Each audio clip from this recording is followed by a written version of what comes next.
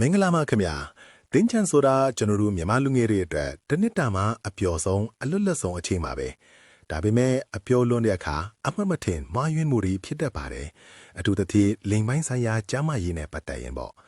တင်းချန်လေးဖို့ရေဆိုခန်းအိတ်ဖုန်းအိတ်တွေပြင်ဆင်ပြီးပြီဆိုရင်တင်းအိတ်ထဲမှာမရှိမထင်ပါရပဲအိတ်တစ်မျိုးအကြောင်းရောစဉ်းစားပြီးပြီလားဒီနေ့ဗီဒီယိုမှာတော့တင်းချန်အလွန်မှာနောက်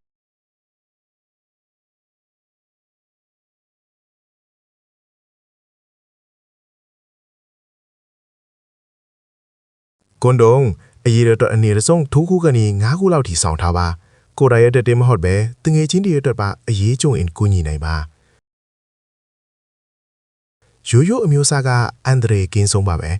အရွယ်စား size ကိုလည်းကိုနဲ့အန်ကိုင်ဖွက်တာအရွေးပါအရင်ချက်ရင်ပေါက်တက်ပြီး6နှစ်ရင်ကျွတ်ထွက်တတ်ပါတယ်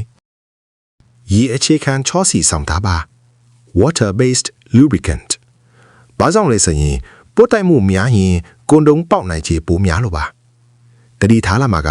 C အခြေခံနဲ့ oil based အရာတွေဖြစ်တဲ့ BB oil Vaseline တွေလုံးဝမသုံးပါနဲ့သူတို့ကကွန်ဒုံရဲ့ rubber အသားကို second ပိုင်းအတွင်းပြည့်စည်စေနိုင်လို့ပါဒါကတော့အမျိုးသားတွေဆောင်ထားတဲ့အရာပါ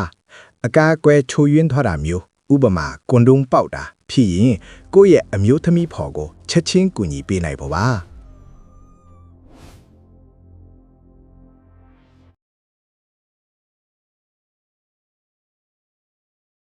အမှားပိုက်စအိတ်ထဲထည့်ထားခြင်းကျွန်တော်တို့အမျိုးသားတော်တော်များများမှကွန်ဒုံကိုပိုက်စအိတ်ထဲခောက်ထည့်တတ်ကြပါတယ်ဒါဟာအမှားကြီးပါထိုင်လိုက်တိုင်းထစ်ပေါ်လာတဲ့ဖီအားနဲ့အပူကြောင့်ကွန်ဒုံရဲ့ကြန့်ခိုင်မှုလျော့သွားနိုင်ပြီးသုံးတဲ့အခါချက်ချင်းပေါက်သွားနိုင်ပါတယ်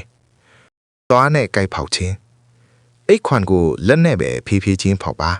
သွားနဲ့ကြိုက်တာကကျင်းနဲ့ညက်သားတွေကကွန်ဒုံကိုမမြင်နိုင်တဲ့အပေါက်လေးတွေဖြစ်သွားစေနိုင်ပါတယ်အမှားသုံးနှစ်ထပ်ဆွတ်ခြင်းပိုစိတ်ချအောင်ဆိုပြီးနှစ်ထပ်ဆွတ်တာဟာပိုအန္တရာယ်များပါတယ်ကွန်ဒုံအချင်းချင်းပုတ်တိုက်ပြီးနှစ်ခုလုံးပေါက်ထပ်သွားတယ်လို့ပါတင်းချန်မှာအရက်မပါရင်မပြီးဘူးဆိုတာသိပါတယ်ဒါပေမဲ့အရက်ကတင်းရဲ့ဆုံးဖြတ်ချက်ကိုဝေဝါးစေပါတယ်ဘာမှမဖြစ်ပါဘူးဆိုတဲ့စိတ်ကအဲ့ဒီအချိန်မှဝင်လာတတ်တယ်ပြီးတော့တိတ်ဖန်နေကြပြောရဟဲ့အရက်ကလိန်အင်္ဂါစီသွေးစီးစစ်မှုကိုနှွေးကွေးစေလို့တောင့်တမှုကိုအားနည်းစေပါတယ်ပြီးတော့မူးနေချိန်မှာကွန်ဒုံကိုစနစ်တကျဆွတ်ဖို့ခက်ခဲတတ်တယ်လို့တစ်ဖက်သားရဲ့သဘောတူညီချက် consent ကိုရယူဖို့လည်းမေ့လျော့တတ်ကြပါတယ်ဒါကြောင့်မူးရင်မမောင်းနေဆိုသလိုပဲမူးရဲ့အကာအကွယ်မမေ့နဲ့လို့တတိပေးချင်ပါတယ် PEP Post Exposure Prophylaxis အကယ်၍အကာအကွယ်မဲ့ဆက်ဆံမိခဲ့ရင်သို့မဟုတ်ကွန်ဒုံပေါက်တော့ခဲ့ရင် HIV ကူးစက်မှုကနေကာကွယ်ဖို့82နာရီအတွင်း PEP ဆေးကိုတောက်ရပါမယ်ဒါကိုနီးစက်ရာဆေးခန်းတွေမှာတိုင်ပင်နိုင်ပါတယ်အမျိုးသမီးဖော်ကိုလည်းတားဆေးတိုက်ဖို့မမေ့ပါနဲ့စစ်ဆေးခြင်း testing တင်ကြံပြီးလို့တပတ်နှစ်ပတ်အတွင်းမှာစီးပူညောင်းကြယောက်ကလက္ခဏာတွေဥပမာစီးထွားရင်အောင့်တာပြေးထွက်တာရှိမရှိစောင့်ကြည့်ပါမတေးချရင်သွေးစစ်ဖို့မရှက်ပါနဲ့အနစ်ချို့ရရင်တော့အပျော်နောက်မှာအပူမပါဖို့ safe sex kit လေးကိုကြိုတင်ပြင်ဆင်ထားပါ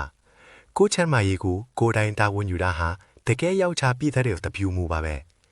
ဒီဗီဒီယိုလေးကတင့်တွေအကျိုးရှိတဲ့ဆိုရင် like